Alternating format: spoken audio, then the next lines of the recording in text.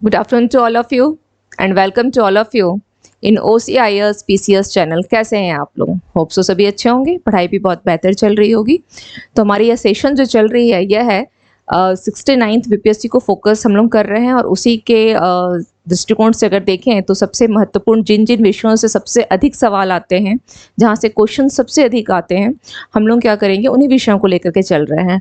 तो हमारी ये भी हिस्ट्री की क्लास है और इस हिस्ट्री की क्लास में हम लोग क्या करेंगे, जो क्वेश्चन कुछ आ चुके हैं और कुछ क्वेश्चंस ऐसे हैं जिसकी प्रैक्टिस हम लोग कर रहे हैं कि निकट भविष्य में और किस प्रकार से क्वेश्चन आ सकते हैं। ओके, तो ये क्या है, हिस्ट्री की एमसीक्यूज है। ओके, चलिए तो स्टार्ट करते हैं और देख लेते हैं कि बिहार से संबंधित, और एक तो बिहार का इतिहास हो गया, दूसरा भारत का इतिहास। ठीक है, तो इन दोनों को मिलाकर कुछ क्वेश्चंस दिए गए हैं, देखते हैं कि फर्स्ट क्वेश्चन कौन सा है। चलिए आते हैं क्लास पर। फर्स्ट क्वेश्चन है, निम्नलिखित में से कौन हड़प्पा के लोगों को ज्ञात नहीं था। ठीक है, निम्नलिखित में से कौन की जगह यहाँ एक्चुअली होना चाहिए था कि क्या हड़प्पा के लोगों को ज्ञात नहीं था, क्या होना चाहिए, ज्यादा अप्रोप्रिएट वर्ड क्या लग रहा है। ठीक है, क्या लग रहा है तो देख लेते हैं यहाँ पर। निम्नलिखित में से क्या हड़प्पा के लोगों को ज्ञात नहीं था। ऑप्शन है कुआं निर्माण, यानी इंग्लिश और हिंदी दोनों में ही है, बस केवल मैं हिंदी बता रही हूँ। कुआं निर्माण, अन्नागार निर्माण, नालियों का निर्माण, मोहरों का निर्माण, उपरोक्त में से कोई नहीं या उपरोक्त में से एक से अधिक। ओके, तो अगर देखा जाए तो इसका राइट आंसर क्या हो जाएगा, इसका राइट आंसर क्या हो जाएगा कि हड़प्पा के लोगों को का कुआं निर्माण की जानकारी नहीं थी। क्या ज्ञात नहीं था, ये पूछा गया, नहीं था। तो वहां पर हड़प्पा के लोगों को, जिसका सबसे पहले तो ये ध्यान रखिए कि हड़प्पा की खोज कब हुई थी, 1921 ईस्वी में। 1921 ईस्वी में किसके द्वारा किया गया था, दयाराम साहनी जी के द्वारा। ओके, दयाराम साहनी। और हड़प्पा जो है यह आपका किस नदी के तट पर है, तो यह रावी नदी के तट पर है। रावी नदी के तट पर हड़प्पा है। ठीक है, तो हड़प्पा में आपको पता ही है कि वहां पर जो विशाल स्नानागार वगैरह मिले हैं, मोरों का निर्माण है, नालियों का निर्माण है। उस समय की मतलब इतनी अच्छी व्यवस्था थी हड़प्पा समय की कि ऐसी व्यवस्था वर्तमान में भी देखने को नहीं मिलती है ना, इतनी सुनियोजित व्यवस्था थी। तो ये इन सब में अन्नागार हम पढ़ चुके हैं कि अन्नागार भी वहां पर क्या है मौजूद था, सभी के साक्ष्य मिले हुए हैं। तो इसमें ऑप्शन क्या हो जाएगा, कौन सा ज्ञात नहीं था, यानी उपरोक्त में से कोई नहीं। Option E is your right answer, option E. इन सभी वस्तुओं की, इन सभी चीजों की क्या जानकारी थी और इन सभी चीजों से क्या थे, हड़प्पा के लोग जो थे वो अवगत थे। तो इसका राइट आंसर ई हो जाएगा। ओके, चलिए नेक्स्ट क्वेश्चन पे चलते हैं। न्याय दर्शन प्रतिपादित किया था, न्याय दर्शन। ओके, ऑप्शन है पतंजलि। न्याय दर्शन में ऑप्शन क्या क्या दे रखा है, पतंजलि है, गौतम, कपिल, जेमिनी, उपरोक्त में से कोई नहीं। तो इसका राइट आंसर क्या होगा, इसका राइट आंसर क्या हो जाएगा, न्याय दर्शन। न्याय दर्शन का प्रतिपादित कौन है, इसका राइट आंसर हो जाएगा गौतम। ओके, अब बात आती है पतंजलि की और कपिल, जेमिनी, इनके बारे में भी थोड़ा बहुत हम लोग देख लेते हैं। पतंजलि की बहुत ही फेमस एक व्याकरण है महाभाष्य। महाभाष्य ओके, पतंजलि की है, जो कब लिखा गया है, 200 बीसी में। पतंजलि की महाभाष्य। ओके, पतंजलि की क्या है, महाभाष्य। इसके अलावा अगर बात की जाए कपिल की, तो कपिल का सांख्य दर्शन ध्यान रखिएगा, है ना।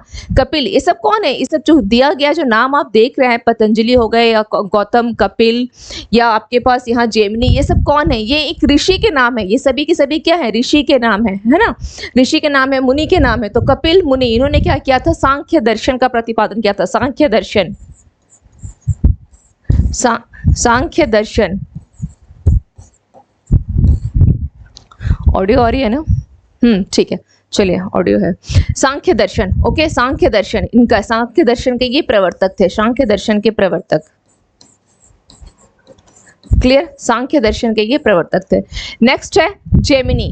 तो जेमिनी का क्या होगा, जेमिनी क्या होगा, जेमिनी भी क्या थे, एक महान ऋषि थे। ठीक है, और इनकी क्या है, इनकी बहुत ही फेमस है, क्या है, पूर्व मीमांसा।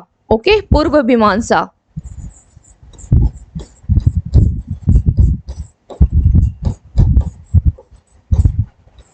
पूर्व मीमांसा के प्रवर्तक।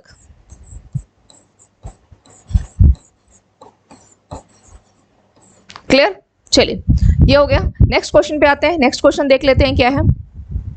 600 बीसी के दौरान निम्नलिखित में से कौन महाजनपद नहीं था? ऑप्शन है अवंती, वत्स, कौशल, वज्जी। उपरोक्त में से कोई नहीं। तो इसका राइट आंसर क्या हो जाएगा? राइट आंसर क्या होगा कि 600 बीसी में ये सभी क्या थे? जनपद थे। तो पूछा है यहाँ पर जनपद नहीं था, जनपद नहीं था, तो इसमें से क्या होगा? उपरोक्त में से कोई भी नहीं, क्योंकि कहने का मतलब क्या है? एक से अधिक। यहाँ पर अवंती, वत्स, कौशल, वज्जी सभी के सभी महाजनपद 600 बीसी में थे।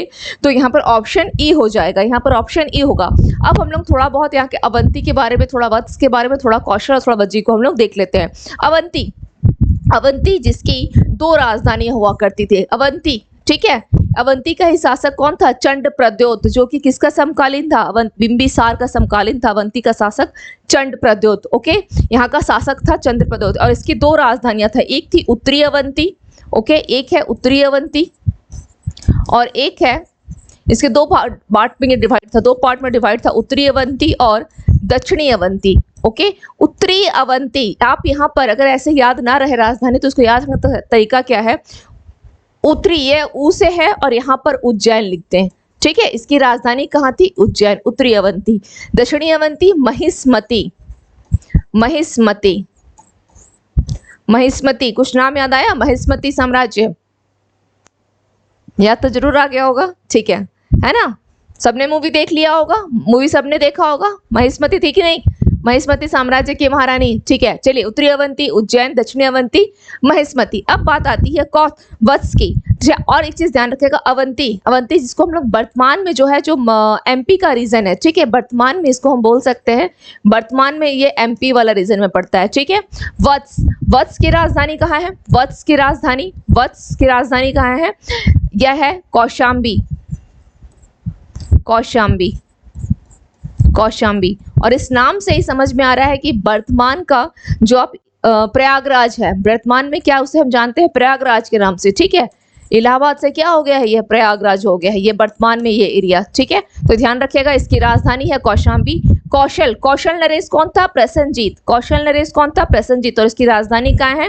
श्रावस्ती। यहाँ पर एक स्तूप है सहेत और महत, जो कि काफी चर्चित है ना। श्रावस्ती, ये यूपी में एक डिस्ट्रिक्ट है अभी भी, श्रावस्ती, ओके। तो इसकी राजधानी, कौशल की राजधानी श्रावस्ती हो गई। और यहाँ का एक बहुत ही चर्चित स्तूप याद रखिएगा, सहेत महत, मिलेगा अभी हिस्ट्री में, ये अभी मिलेगा आगे चल करके, इसके बारे में अभी बहुत सारे ऐसे पॉइंट्स मिलेंगे। तो ध्यान रखिएगा, जितने पॉइंट्स बताते चल रही हूँ इन सबको बैठा के, हाँ, श्रावस्ती कौशल की राजधानी, वहां पर एक स्तूप है, ये क्या है? सहेत महत एक स्तूप है, ओके, स्तूप है, ठीक है, श्रावस्ती। अब बात आती है वज्जी। तो वज्जी जो है, यह वज्जी में कितने हैं? ये वज्जी के बारे में थोड़ा सा ध्यान रखिएगा, इसको मैं यहाँ लिख दे रही हूँ, ठीक है। वज्जी के बारे में यहाँ लिख दे रही हूँ, वज्जी को यहाँ। इसमें एक्चुअली 3 जो बोला जाए, वज्जी एक्चुअली इसमें 8 कुलों का संघ था। ये वज्जी में क्या थे? 8 कुल शामिल थे, लेकिन उसमें 3 बहुत प्रमुख थे, ठीक है। 8 कुल इसमें शामिल थे, लेकिन 3 जो है काफी प्रमुख थे। जैसे एक लिख लीजिए आप, विदेह, विदेह, दूसरा है वज्जी, दूसरा क्या है? वज्जी, एक विदेह और दूसरा हो गया वज्जी, और तीसरा है लिच्छवी। लिच्छवी जो वर्तमान में कहाँ पर है? वर्तमान में बिहार के मुजफ्फरपुर, है ना, वर्तमान में बिहार के मुजफ्फरपुर, मुजफ्फरपुर। और यह मुजफ्फरपुर किसके लिए काफी चर्चित भी है?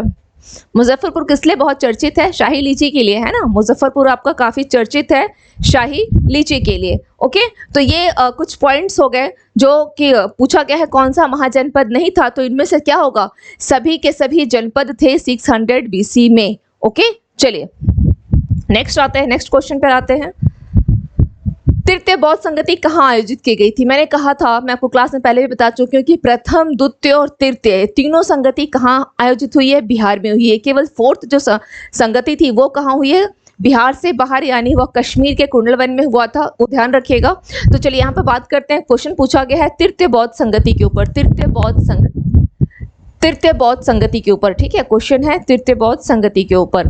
तो तृतीय बौद्ध संगति कहाँ पूछा है, कहाँ आयोजित की गई थी? राजगृह, वैशाली, कुंडलवन, पाटलिपुत्र। तो इसका राइट आंसर क्या हो जाएगा? डी। इसका राइट आंसर क्या होगा? डी, पाटलिपुत्र में की गई थी, ठीक है। उस समय में अगर तृतीय बौद्ध संगति की बात की जाए तो ये हुई कब है? 255 बीसी में, ठीक है, 255 बीसी में। कहीं कहीं किसी किसी बुक में 247 बीसी भी मिलता है, बट 255 बीसी ही ज़्यादा ऑथेंटिकेट माना गया है। तो ठीक है, चलिए कहीं कहीं 247 बीसी भी है, ओके। चलिए, तो पाटलिपुत्र में इसका आयोजन हुआ था। उस समय में शासक कौन था? शासक कौन था? अगर शासक की बात की जाए इस समय में शासक कौन था? शासक कौन था? तो अशोक था। अशोक था, ठीक है। अशोक के समय में क्या किया गया था? शासक कौन था? अशोक था। अब बात आती है कि इसके समय में यह तो शासक हो गया, अध्यक्ष कौन था? अध्यक्ष की बात आती है, ठीक है। अध्यक्ष कौन हो गया? मोगली पुत्र तिस। मोगली पुत्र तिस या तिस्य, तिस होगा या तिस्य, कहीं कहीं पे तिस लिखा होगा, कहीं तिस्य भी लिखा होगा, ठीक है। तो दोनों सही है। तो ये हो गया आपका 255 बीसी में तृतीय बौद्ध संगति का आयोजन हुआ था। शासक अशोक, अध्यक्ष मोगलीपुत्र तिस। और यहीं पर एक इसका एक बहुत ही इंपॉर्टेंट पॉइंट ध्यान रखिएगा, अभिधम पिटक। ओके, अभिधम पिटक को यहीं पर जोड़ा गया था। अभिधम पिटक को क्या किया गया था? इसी में यहाँ पर जोड़ा गया था अभिधम पिटक को। ओके, अभिधम पिटक को क्या किया गया था? यहाँ पर इसको जोड़ दिया गया था, अभिधम पिटक को इसमें जोड़ दिया गया था। क्लियर? चलिए, अब बात आती है राजगिरी। तो राजगिरी में कौन सी हुई है? प्रथम बौद्ध संगति। राजगिरी में प्रथम बौद्ध संगति, वैशाली में द्वितीय बौद्ध संगति, कुंडलवन में चतुर्थ बौद्ध संगति, कुंडलवन में चतुर्थ बौद्ध संगति कुंडलवन में हुई है, और पाटलिपुत्र में तो खैर आपका तृतीय बौद्ध संगति हो गया। क्लियर? चलिए नेक्स्ट क्वेश्चन पे आते हैं। नेक्स्ट क्वेश्चन है, निम्नलिखित में से कौन सा अशोक का एडिक्ट जो है या उसकी लिपि जो है, वो जो लेख जो है वो कहाँ मिली है? उत्तराखंड राज्य में स्थित है। तो निम्नलिखित में से कौन है? कालसी, लौरिया, नंदनगढ़। यहाँ पे भी, यह भी लोरिया है। ओके, यह भी लोरिया है, बाय मिस्टेक यहाँ पर वर्ड लोरिया है, ये भी लोरिया है, ये भी लोरिया है। जो थोड़ा सा 100 हो गया था ना, ये भी लोरिया है। ओके, चलिए, लोरिया, नंदनगढ़, लोरिया, अरेराज, भानु। ओके, भानु भी नहीं, ये भाबरू है, ये भानु नहीं है, यह भाबरू है। भाबरू अभिलेख है ना, भाबरू अभिलेख है।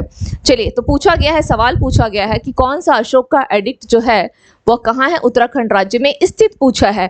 तो इसमें से ये दोनों जहाँ आप जो देख रहे हैं, लोरिया नंदनगढ़, लोरिया अरेराज, ये दोनों कहाँ है? बिहार में स्थित। और बिहार में कहाँ पर? बिहार में चंपारण, बिहार के चंपारण में। ओके, बिहार चंपारण में स्थित है ये दोनों। तो अब बात आती है कि इसमें से पूछा, उत्तराखंड के बारे में पूछा है, तो हमारा ऑप्शन क्या हो जाएगा? ए सही है, ऑप्शन ए। अशोक के एडिक्ट जो है उत्तराखंड राज्य में स्थित है, और कहाँ मिले हैं वो? कालसी में। ठीक है, उत्तराखंड के कालसी में। क्लियर? चलिए, चरक प्रसिद्ध दरबारी चिकित्सक था। चरक किसके बारे में पूछा गया है? चरक के बारे में। तो किसका था? अशोक, हर्ष, चंद्रगुप्त द्वितीय, कनिष्क, या उपरोक्त में से कोई नहीं। तो इसका राइट आंसर क्या हो जाएगा? इसका राइट आंसर क्या होगा कि चरक किसका था? चरक किसके दरबार में था? तो चरक जो था यह कनिष्क के दरबार में था। ठीक है, ये एक्चुअली चरक जो है ना आयुर्वेद का चिकित्सक था। चरक चौ से चिकित्सक, ध्यान रखिएगा। ये था क्या? यह एक चिकित्सक था। ओके, ये क्या था? एक चिकित्सक था। चिकित्सक था, ठीक है। और किसका? आयुर्वेद का क्या था? यह चिकित्सक था, आयुर्वेद का चिकित्सक था चरक, जो कि कनिष्क के दरबार में था। इसके अलावा भी कनिष्क के दरबार में अगर बात की जाए कनिष्क के दरबार में इसके अलावा कौन था, तो आप लिख सकते हैं यहाँ पर पार्श्व, वसुमित्र,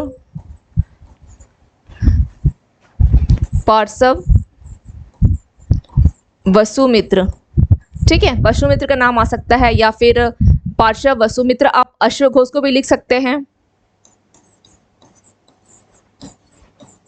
अश्वघोष किसके दरबार में था? एक्चुअली क्या है, ये तीन नाम मैंने इसलिए यहाँ पर लिखा कि क्योंकि इन तीनों नामों पर क्या है, आपके सवाल जो हैं बहुत ज़्यादा पूछ लेता है। ठीक है, अश्वघोष को लेके पूछता है, वसुमित्र को लेकर के, और अश्वघोष, वसुमित्र, पार्श्व, इसमें भी अश्वघोष वेरी वेरी इंपॉर्टेंट, अश्वघोष और वसुमित्र। ठीक है, इनके ऊपर क्वेश्चन पूछा है। और ये थे कौन? ये सभी के सभी बौद्ध दार्शनिक थे, बौद्ध दार्शनिक। ओके, अब जब बात आती है कनिष्क की, तो कनिष्क ने एक संवत जारी किया था, जो मैं प्रीवियस क्लास में बता चुकी हूँ। तो क्या बोलूं, कमेंट सेक्शन में रिप्लाई मांगू या फिर मैं खुद बताऊं? चलिए बता दे रही हूँ। कनिष्क ने शक संवत जारी किया था, शक संवत। ठीक है, शक संवत। इसके समय कब है? शक संवत का समय कब है? 78 AD या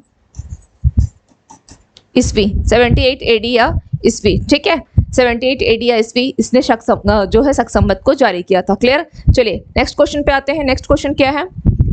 कराईकल किस दक्षिण भारतीय राजवंश के शासक थे? शासक पूछ लिया है। पांड्य, चेरा, चोल, होयसल। ओके, यहाँ पर कुछ मिस्टेक जो हो गई है। चेर, ओके, चेर। तो पांड्य, चेर, चोल, होयसल। तो किससे इनका संबंध था? इनका संबंध किससे था? इनका संबंध किससे था? कराईकल किससे संबंधित है? किस दक्षिण भारतीय राजवंश के शासक थे? तो यह चोल से। ठीक है, इनका संबंध किससे है? चोल से। चोल से इनका संबंध है। ओके, चलिए नेक्स्ट आते हैं। निम्नलिखित में से कौन हर्षवर्धन द्वारा रचित था? हर्षवर्धन द्वारा रचित था निम्नलिखित में से कौन? हर्षचरित, रत्नावली, नागानंद, अमरकोश। ओके, अमरकोश। तो अब इसके ऑप्शन पे इसका राइट आंसर क्या हो जाएगा? राइट आंसर इसका क्या हो जाएगा? उपरोक्त में से एक से अधिक। ठीक है, क्यों? क्योंकि पूछा है हर्षवर्धन द्वारा। ओके, हर्षवर्धन की जो रचनाएं हैं, इसकी 3 बहुत फेमस रचनाएं हैं हर्षवर्धन की। ओके, हर्षवर्धन की 3 बहुत फेमस रचनाएं हैं। क्या क्या नाम है? एक है आपका, यहाँ पर ऑप्शन आप देख रहे हैं, एक ऑप्शन आप देख रहे हैं रत्नावली, ओके, और नागानंद। ये 2 तो यहाँ पे दिए गए हैं, थर्ड वाले को आप यहाँ लिख ले। एक है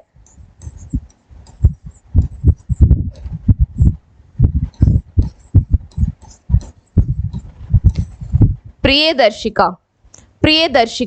ओके, एक क्या है? प्रियदर्शिका। क्लियर, प्रियदर्शिका। ठीक है, प्रियदर्शिका है। थर्ड जो है वो क्या है? प्रियदर्शिका है। 3 अब इसका आंसर है 1 से अधिक। क्यों? क्योंकि हर्षवर्धन के द्वारा जो रचित है वो 3 काफी इंपॉर्टेंट है, प्रियदर्शिका, रत्नावली, नागानंद। तो ये किसके हो गए? अब बात आती है हर्षचरित को। ठीक है, ये हर्षचरित किसने लिखा है? तो ये बाणभट्ट के द्वारा लिखा गया है, बाणभट्ट। और ये बाणभट्ट के बारे में कोई जानकारी है? ये क्या है? बाणभट्ट जो है ये हर्षचरित, इसका हर्षवर्धन का ही ये क्या था? दरबारी कवि था। ध्यान, ठीक है, ये क्या था? इसका दरबारी कवि था। कौन? बाणभट्ट। किसका? हर्षवर्धन का दरबारी कवि। हर्षवर्धन का क्या था? यह दरबारी कवि था, बाणभट्ट। ठीक है, हर्षवर्धन का दरबारी कवि। और इसने क्या किया है? नाम ध्यान रखिएगा, कंफ्यूजन तो नहीं हो रही। दरबारी कवि है ये दरबारी कवि है बाणभट्ट, जिसने हर्षचरित को लिखा है। अब बात आती है हर्षवर्धन को लेकर के। तो हर्षवर्धन का थोड़ा सा टाइम पीरियड को ध्यान रख लीजिए। 606 AD से लेकर के 647। ओके, 6 ये इसका टाइम रहा है। क्लियर। चलिए नेक्स्ट पे आते हैं। नेक्स्ट क्वेश्चन पे आते हैं। निम्नलिखित में से किसने सुबह ए आज़ादी कविता लिखी है? सुबह ए आज़ादी क्या है? कविता लिखी है। साहिर लुधियानवी, फैज़ अहमद, फैज़ मोहम्मद इकबाल, मौलाना अबुल कलाम आज़ाद। तो इसका राइट आंसर क्या हो जाएगा? Option B. ठीक है, ऑप्शन बी। एक्चुअली ये क्या है? एक पाकिस्तानी कवि हैं ये। ठीक है, ये क्या है? एक पाकिस्तानी कवि हैं ये, पाकिस्तानी। और इन्होंने जो सुबह ए आज़ादी, आप देख रहे हैं ना ये वर्ड, सुबह ए आज़ादी, 1947 में जब वो चल रहा था कि कल सुबह आज़ादी मिलने वाली, उसी उपलक्ष्य में इन्होंने लिखा था, ये कविता को लिखा है, सुबह ए आज़ादी। ठीक है, ये 1947 की जो आज़ादी का टाइम था, उसी उपलक्ष्य में इन्होंने लिखा है। ओके, चलिए नेक्स्ट है। निम्नलिखित में से कौन कॉमरेड समाचार पत्र के संपादक थे? किसका? कॉमरेड समाचार पत्र के संपादक थे। ऑप्शन है मौलाना मोहम्मद अली, बिपिन चंद्र पाल, लाला लाजपत राय, अरविंद घोष, उपरोक्त में से कोई नहीं, और 1 से अधिक। तो पूछा गया है, क्वेश्चन है किसके ऊपर? कॉमरेड, है ना, कॉमरेड के ऊपर पूछा गया है। तो कॉमरेड के ऊपर जो क्वेश्चन बनेगा, इसका राइट आंसर क्या हो जाएगा? इसका राइट आंसर हो जाएगा,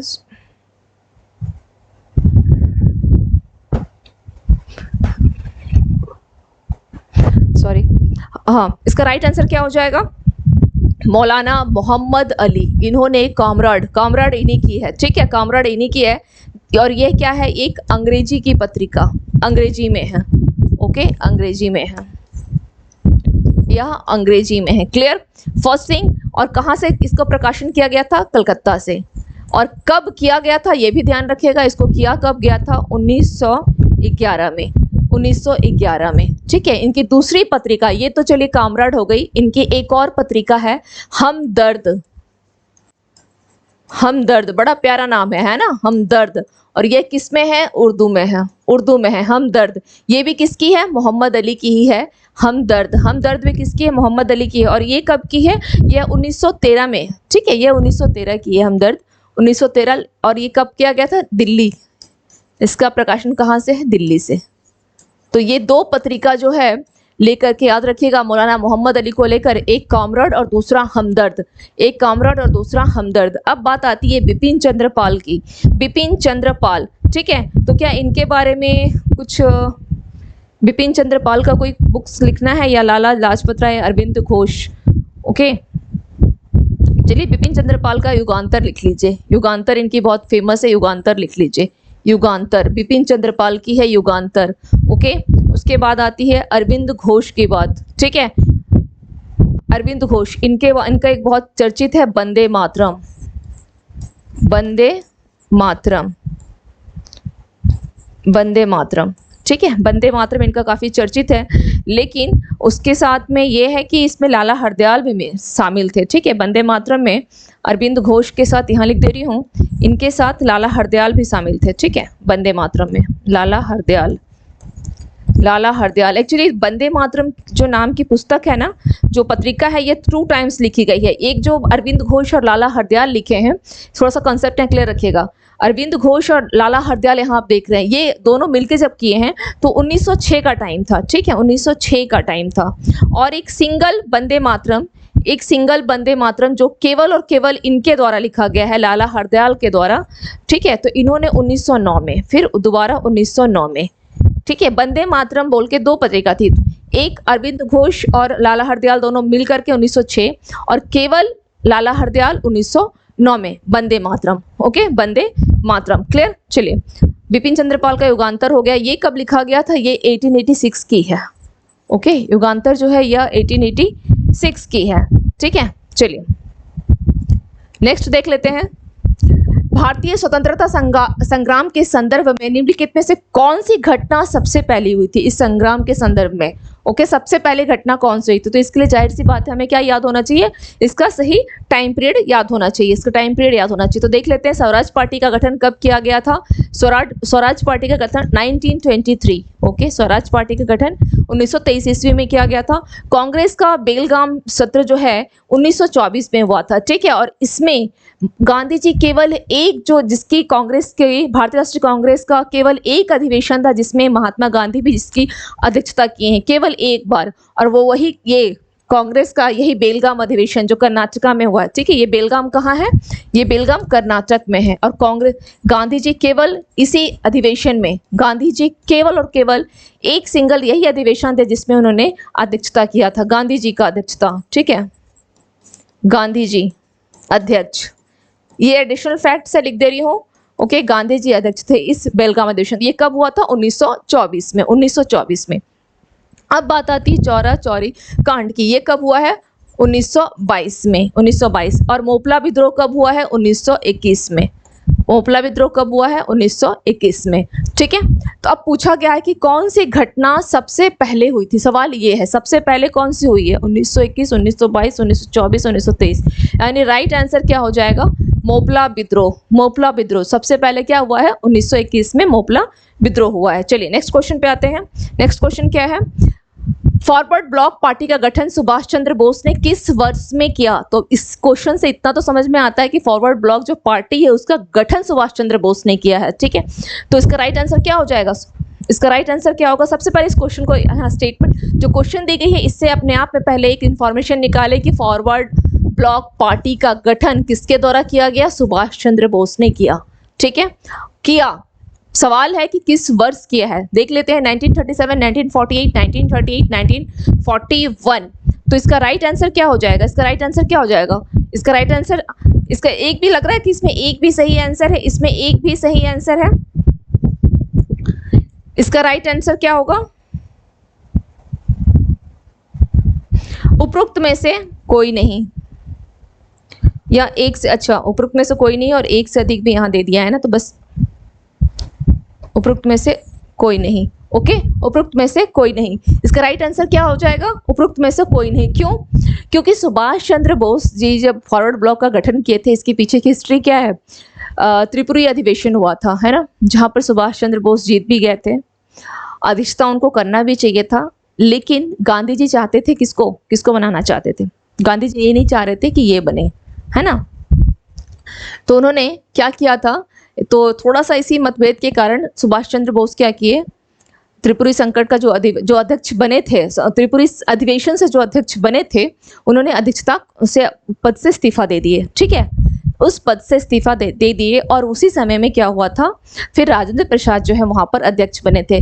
तो ये जो मैंने बताया कि वो त्रिपुरी अधिवेशन से अपने अध्यक्ष पद से इस्तीफा दे दिए थे, तो ये बिल्कुल ध्यान रखिएगा कि इस क्वेश्चन में आपको करना क्या है कि यहाँ पर एक एक सवाल पूछता है। ठीक है, जैसे फॉरवर्ड ब्लॉक का गठन जो है, पार्टी का गठन जो किया गया, उसके पीछे की इतिहास यही है। क्या है? त्रिपुरी अधिवेशन से सुभाष चंद्र बोस अपने अध्यक्ष पद से इस्तीफा दे दिए। तो जब ये इस्तीफा दिए तो वहां पर अध्यक्ष बना कौन? तो वहां पर कौन बना था? राजेंद्र प्रसाद। राजेंद्र प्रसाद, ओके, राजेंद्र प्रसाद, राजेंद्र प्रसाद। अब कहां पर? त्रिपुरी अधिवेशन, त्रिपुरी में, त्रिपुरी अधिवेशन जो हुआ था, त्रिपुरी अधिवेशन हुआ था। तो अधिवेशन के अध्यक्ष कौन बने? कौन बने?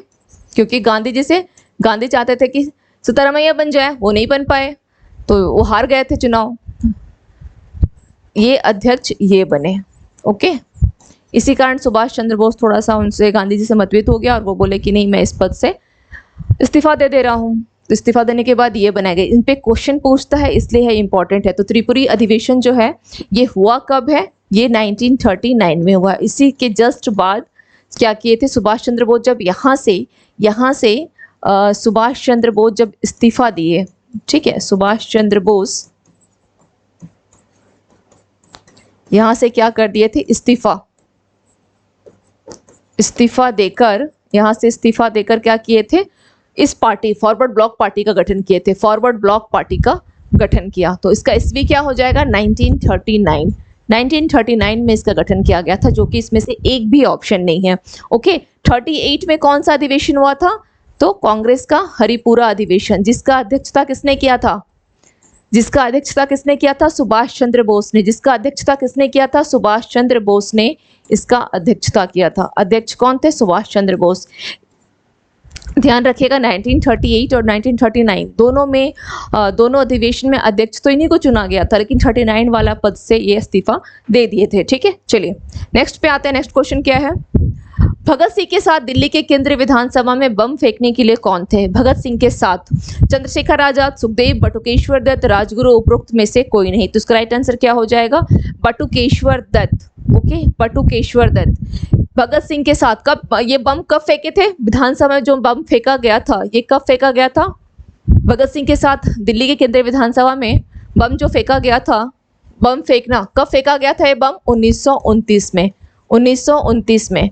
और 1929 में अब सवाल ये आता है कि भगत सिंह, राजगुरु और सुखदेव, इन तीनों को फांसी की सजा सुनाई गई थी। तो कब सुनाई गई थी? भगत सिंह, राजगुरु और सुखदेव, है ना, इनके साथ एक और है भगत सिंह। इन सभी को क्या सुनाया गया था? फांसी की सजा। तो डेट पूछता है, तो डेट कब है? 23 मार्च 1931। 23 मार्च 1931 को भगत सिंह, राजगुरु, सुखदेव, इन तीनों को क्या की गई थी? फांसी की सजा सुनाई गई थी। फांसी। ओके, फांसी की सजा सुनाई गई थी 23 मार्च 1931, फांसी। क्लियर? चलिए नेक्स्ट क्वेश्चन पे आते हैं। भारत के विखंडन से संबंधित बाल्कन योजना को किस भारतीय राजनीतिक दल द्वारा समर्थन किया गया था? भारत का एक वर्ड आपने पढ़ा, यहाँ पे क्वेश्चन को ध्यान से पढ़िए कि भारत के विखंडन से संबंधित, यानी बाल्कन प्लान जो है, इसका संबंध क्या? ये क्वेश्चन को इस प्रकार से भी पूछा जा सकता है कि बाल्कन योजना का संबंध किससे है? तो अपने आप में ये क्वेश्चन अपने आप में एक अलग क्वेश्चन बना रहा है कि बाल्कन योजना का संबंध किससे है? तो भारत के विखंडन से संबंधित है। ओके, भारत के विखंडन से संबंधित बाल्कन योजना, ये अपने आप में क्या हो गया? एक क्वेश्चन बन गया। तो पूछा गया है कि किस भारतीय राजनीतिक दल के द्वारा समर्थन नहीं किया गया था? समर्थन किया गया था, किस भारतीय राजनीतिक दल के द्वारा समर्थन किया गया था, इसको ये पूछा गया है। ऑप्शन है बाल गंगाधर तिलक, लाला लाजपत राय, अरविंद घोष, बिपिन चंद्रपाल, उपरोक्त में से कोई नहीं। तो इसका राइट आंसर क्या हो जाएगा? ई, उपरोक्त में से कोई नहीं। एक्चुअली क्या है, इसका समर्थन जो है भारत के विखंडन से था, है ना, यह भारत के विखंडन से था। तो आपको लगता है कि इसमें किसी का समर्थन होगा? भारत के विखंडन से था तो क्या इसमें समर्थन किसी का होगा? ऐसा लगता है? इसमें किसी का भी समर्थन नहीं था, इसमें समर्थन किसी का भी नहीं था। ओके, इसमें किसी का भी समर्थन नहीं था, ये ध्यान रखिएगा। चलिए, उपरोक्त में से कोई नहीं। नेक्स्ट क्वेश्चन को देख लेते हैं। निम्नलिखित समाज सुधारक में से कौन आधुनिक केरल राज्य से संबंधित है? पूछा गया है आधुनिक केरल राज्य से। ऑप्शन क्या क्या है? नारायण गुरु, बेरेसलिंगम, जी नवलवार, सी राजगोपालाचारी, उपरोक्त में से कोई नहीं। ओके, तो नारायण गुरु। एसएनडीपी की स्थापना किसने किया था? एसएनडीपी की स्थापना, एसएनडीपी की स्थापना किसने किया था? नारायण गुरु ने। ठीक है, श्री नारायण गुरु। तो इनका संबंध किससे है? इनका संबंध केरल राज्य से है, नारायण गुरु का संबंध। ठीक है, इन्होंने मंदिरों के लिए भी बहुत सारा की जो छुआछूत की अवधारणा थी ना केरल में, उसके लिए भी इन्होंने बहुत कार्य किया है। युवा बंगाल आंदोलन के पीछे कौन प्रेरक था? ऑप्शन है हेनरी विवियन डेरेजियो, राजा राम मोहन राय, मधुसूदन दत्त, बंकिम चंद्र चटर्जी, उपरोक्त में से कोई नहीं। ठीक है, तो इसका राइट आंसर क्या हो जाएगा? हेनरी विवियन डेरेजियो युवा बंगाल आंदोलन के पीछे एक प्रेरक थे। आप लोगों को याद होगा कि हिंदू कॉलेज की स्थापना के समय में राजा राम मोहन राय, मैं क्लास में बता चुकी हूँ, ठीक है, राजा राम मोहन राय के साथ जो सहायक के तौर पे थे, तो यही डेरेजियो इनके साथ में थे। ठीक है, कौन थे? डेरेजियो ही उनके साथ थे। राजा राम मोहन राय के साथ कौन थे? तो डेरेजियो ही उनके साथ थे। ठीक है, चलिए नेक्स्ट क्वेश्चन देख लेते हैं। पहला भारतीय कारखाना अधिनियम को किस वर्ष प्रख्यापित किया गया था? पहला भारतीय कारखाना अधिनियम किस वर्ष किया गया है? 1878, 1882, 1881 और दूसरा क्या है ऑप्शन? 1891। तो इसका राइट आंसर क्या हो जाएगा? इसका राइट आंसर क्या हो जाएगा? सी, 1881 में। किसके समय में? उस समय में वायसराय कौन था? रिपन था। रिपन वायसराय था। इसका टाइम पीरियड 80 से लेकर 84 ईस्वी तक था। ठीक है, तो इस रिपन के समय में क्या किया गया था? पहला भारतीय कारखाना अधिनियम जो है 1881 जो है वो पारित किया गया था। ठीक है, चलिए नेक्स्ट क्वेश्चन देख लेते हैं। संबलपुर रियासत को किस वर्ष ब्रिटिश साम्राज्य में शामिल किया गया था? संबलपुर रियासत की बात की गई है। 1848, 1850, 1852, 1853। अब यहाँ पर बात आता है कि उपरोक्त में से कोई नहीं। तो यहाँ पे सबसे पहले आप लोग लिख लें कि इसका राइट आंसर क्या होगा। इसका राइट आंसर क्या हो जाएगा? बात की गई उपरोक्त में से कोई नहीं। ठीक है, तो हम लोग क्या करते हैं, सबसे पहले 1848 में किसको मिलाया गया था? सतारा को मिलाया गया था। और सवाल हमारा दिया है संबलपुर को, है ना, तो यहाँ पे आप लिख लें इसको मिलाया गया था 1849 में। संबलपुर और जैतपुर। ओके, संबलपुर और जैतपुर इन दोनों को कब मिलाया गया था? इन दोनों को ब्रिटिश साम्राज्य में कब मिलाया गया था? 1849 में। और ये किसकी देन थी? ये जो साम्राज्य मिलाया गया था उस समय में बोला जाए तो कौन था? वायसराय कौन था उस समय में? डलहौजी की देन रही है ना, ये सब डलहौजी का किया हुआ है। ठीक है, चलिए अब बात आती है 1848 सतारा हो गया। 1850 में एक क्वेश्चन एक बार पूछ चुका है, बघात को लेकर के क्वेश्चन ऑलरेडी पूछा जा चुका है कि बघात रियासत को कब मिलाया गया था? बघात रियासत को, तो ये ध्यान रखिएगा, इसको 1850 में क्वेश्चन ऑलरेडी आ चुका है, बघात रियासत। ओके, अब बात आती है 1852 की, तो उदयपुर को याद रखिएगा, उदयपुर को 18 और 1853 में झांसी, है ना, मोस्ट इंपॉर्टेंट झांसी, है ना, झांसी 1853 में। 1854 में जब इतना आप लोगों ने लिखा ही है तो नागपुर को याद रख लीजिए, क्योंकि सवाल जो है इससे ही ऑलमोस्ट टाइम इन्हीं 2-4 पॉइंट से जो है आपके सवाल पूछते हैं। एक कितने हो गए? 1 2 3 4 5 6 बस याद रख लीजिए, तो सवाल आपके यहाँ से अगर आते हैं तो वो बन जाएंगे। ठीक है, केवल यही से सवाल जो है बनते हैं आपके मोस्ट ऑफ द टाइम। चलिए नेक्स्ट क्वेश्चन पे आते हैं। मध्यकर्ण भारत में परमार वंश की राजधानी कहाँ थी? मध्यकर्ण भारत में परमार वंश। ओके, परमार वंश अहिलवाड़, धार, कन्नौज, खजुराहो। तो इसका राइट आंसर क्या हो जाएगा? इसका राइट आंसर क्या हो जाएगा? परमार वंश की राजधानी कहाँ थी? धार थी, धार। ठीक है, और इसका एक ध्यान रखिएगा, इसका एक धार जो वर्तमान में आप एमपी में है, ये एमपी में है। ठीक है, इसका एक सबसे शक्तिशाली राजा था, परमार वंश का सबसे शक्तिशाली राजा था राजा भोज। इस वंश का सबसे शक्तिशाली राजा था, ठीक है। और इसने क्या किया था, एक भोजपुर झील का निर्माण भी करवाया था। भोजपुर झील निर्माण कहां पर करवाया था, तो भोपाल के दक्षिण में। कहां पर है यह, भोपाल के दक्षिण में, भोपाल के दक्षिण में, भोपाल के दक्षिण में इसने क्या किया था, राजा भोज, बहुत उस समय का चर्चित है ये राजा भोज, परमार वंश का सबसे बोला जाए तो शक्तिशाली राजा था ये, ठीक है। चलिए नेक्स्ट देख लेते हैं। अजमेर में 2.5 दिन का झोपड़ा किसने बनवाया था, अजमेर यानी राजस्थान में 2.5 दिन का झोपड़ा, इल्तुतमिश, बलबन, कुतुबुद्दीन ऐबक, राणा कुंभा, उपयुक्त में से कोई नहीं। तो किसने बनवाया था, कुतुबुद्दीन ऐबक ने बनवाया था, है ना, कुतुबुद्दीन ऐबक ने बनवाया था। या तो कुतुबुद्दीन ऐबक का बनाया हुआ है 2.5 दिन का झोपड़ा, ओके। ये क्वेश्चन बीपीएससी में भी पूछा हुआ था कि 2.5 दिन का झोपड़ा आपका मस्जिद है और क्या है, कुछ ऐसा करके क्वेश्चन भी आ चुका है एक बार, ठीक है। बेसिन 1802 की संधि पर ब्रिटिश साम्राज्य के साथ किस पेशवा ने हस्ताक्षर किए, बाजीराव द्वितीय, बालाजी बाजीराव, माधवराव बाजीराव प्रथम। कितने लोगों ने बाजीराव मस्तानी देखा, मैंने पूछा भी था कि कमेंट्स में बताइएगा कितने लोगों ने बाजीराव मस्तानी मूवी देख रखा है, कितने लोगों ने देखा है, मैंने पूछा था। तो कमेंट्स में तो कोई रिप्लाई नहीं आया, तो आई थिंक किसी ने भी नहीं देखा है शायद, फिर किसी ने भी नहीं देखा है ना। जब रिप्लाई नहीं आया मतलब किसी ने भी नहीं देखा है। तो बेसिन की संधि सबसे पहले तो ये ध्यान रखना है कब हुआ है, 1802 में हुआ है। कब हुआ है, 1802 में, 31 दिसंबर, ओके। सवाल यहाँ पर क्या पूछ रहा है, सवाल यहाँ ये पूछ रहा है कि उस समय में किसके साथ किया गया, पेशवा कौन थे, किस पेशवा थे, तो बाजीराव द्वितीय, ऑप्शन ए, बाजीराव द्वितीय, okay, option A, option A, okay. चलिए नेक्स्ट क्वेश्चन देखते हैं। नेक्स्ट क्वेश्चन क्या है, प्रसिद्ध विदेशी यात्री मेगास्थनीज पाटलिपुत्र किसके शासन काल में आया था, चंद्रगुप्त मौर्य, चंद्रगुप्त द्वितीय, अशोक, बिंबिसार। इसका राइट आंसर क्या हो जाएगा, चंद्रगुप्त मौर्य के समय में आया था ये, करीब 302 BC से लेकर किसी बुक में आपको मिलेगा 304 भी मिलेगा, ठीक है, किसी बुक में आपको 304 भी मिलेगा। करीब 5 साल ये रहा था, 5 साल रहा था ये, ठीक है। तो अब सवाल ये आता है कि मेगास्थनीज को, इसको भेजा किसने था, इसको किसने भेजा था, तो सेल्यूकस ने भेजा था, ठीक है। यूनान का शासक था सेल्यूकस, इसी ने इसको भेजा था, सेल्यूकस ने इसको भेजा था मेगास्थनीज को। किसके दरबार में, चंद्रगुप्त मौर्य के दरबार में। और इसकी प्रसिद्ध पुस्तक का नाम क्या है, इंडिका। इंडिका इसकी क्या है, प्रसिद्ध पुस्तक है इंडिका, क्लियर, इंडिका इसकी प्रसिद्ध पुस्तक है। चलिए नेक्स्ट क्वेश्चन पे आते हैं। बिंबिसार ने ब्रह्मवत नहीं है, ब्रह्मदत्त है, ठीक है, ब्रह्मदत्त को पराजित करके किस राज्य पर अपना अधिकार स्थापित किया था, बिंबिसार ने, ओके। बिंबिसार के बारे में मैंने कहा था कि यह क्या है, किसका समकालीन है, बुद्ध का समकालीन है ना, बुद्ध का समकालीन है यह। अवंती का राजा चंड प्रद्योत का समकालीन है। तो चलिए देखते हैं इसने क्या किया, पराजित करके किस राज्य पर अपना अधिकार स्थापित किया था, तो ब्रह्मदत्त। यह ब्रह्मदत्त जो है ऑप्शन है अंग, कौशल, वज्जी, अवंती, ओके, अवंती। तो इसका राइट आंसर क्या हो जाएगा, इसका राइट आंसर क्या हो जाएगा, अंग। इसका राइट आंसर क्या हो जाएगा, अंग, ओके।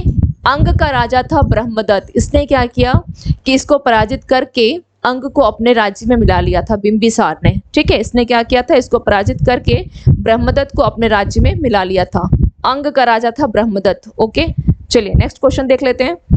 सौराष्ट्र और मालवा क्षेत्र को विजित करने वाला गुप्त सम्राट कौन था, सौराष्ट्र को और मालवा, सौराष्ट्र यानी गुजरात और मालवा यानी एमपी, तो इन दोनों एरिया को किसने विजिट किया था, समुद्रगुप्त, चंद्रगुप्त द्वितीय, रामगुप्त, स्कंदगुप्त, उपरोक्त में से कोई नहीं। तो इसका राइट आंसर क्या हो जाएगा, चंद्रगुप्त द्वितीय, जिसने विक्रमादित्य की उपाधि धारण की थी। जिसने क्या किया था, विक्रमादित्य की उपाधि, विक्रमादित्य की उपाधि इसने धारण किया था। चंद्रगुप्त द्वितीय ने विक्रमादित्य की उपाधि धारण किया था, ठीक है। और मैंने क्लास में बताया भी था कि इसने क्या किया है, विक्रम संवत जारी किया था, विक्रम संवत। तो कब जारी किया था, ये कमेंट सेक्शन में बताइएगा कि इसने विक्रम संवत, इसका क्या है, चंद्रगुप्त का विक्रम संवत, विक्रम संवत, ओके। तो इसने कब जारी किया था, ये आप लोग को कमेंट सेक्शन में बताना है, विक्रम संवत, विक्रम संवत इसने कब जारी किया था, कमेंट सेक्शन में ये बताना है, ओके। चलिए नेक्स्ट क्वेश्चन देख लेते हैं। कर्नाट वंश का अंतिम शासक कौन था, शिव सिंह, हरि सिंह, कीर्ति सिंह, महेश सिंह। बेसिकली बहुत इंपॉर्टेंट है, मतलब ऐसा आता है उसमें, मतलब अगर किसी साल नहीं भी पूछा है तो जरूरी नहीं कि इस बार नहीं पूछेगा, लेकिन इस वंश को जरूर करके जाइएगा। ये आपके सिलेबस में है, उसका एक ट्रेंड रहा है कि यहाँ से क्वेश्चन उठा लेता है। ठीक है, जैसे कुछ कुछ टॉपिक है ना, वीर कुंवर सिंह के ऊपर पूछेगा, या फिर आपसे आजाद दस्ता भूमि छोड़ो आंदोलन, जो मॉडर्न इंडिया से ऐसे क्वेश्चन बनते हैं, तो आपका कर्नाट वंश भी एक इम्पॉर्टेंट है। ठीक है, तो यहाँ पर कर्नाट वंश का पूछा है अंतिम शासक।